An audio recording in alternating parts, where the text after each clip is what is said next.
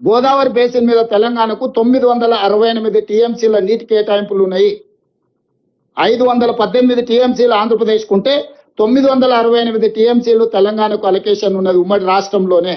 మా 968 టీఎంసీల వరకు తెలంగాణ ప్రాజెక్టులకు బ్లాంకెట్ గా మీరు ఎన్ఓసి ఇవ్వండి.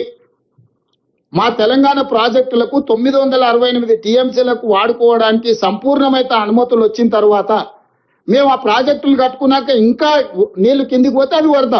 ఇంత స్పష్టంగా కేసీఆర్ గారు గోదావరి నదిలో మాకు 963 టీఎంసీల నీళ్లు కేటాయించారు. అయితే దీని తర్వాత కూడా 3000 టీఎంసీలు సముద్రంలో కలుస్తున్నాయని సెంట్రల్ వాటర్ కమిషన్ లెక్కలు చెబుతున్నాయి.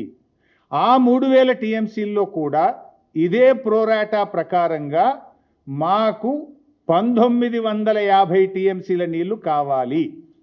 1950 టీఎంసీలు మాకు కావాలి గోదావరిలో.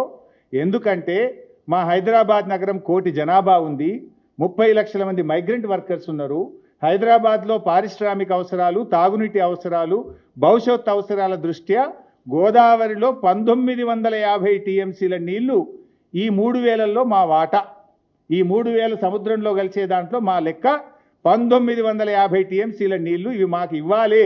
అయితే గీతే ఎవరినైనా శిక్షించాలంటే చంద్రశేఖరరావు గారిని, హరీష్ రావు గారిని శిక్షించాలి.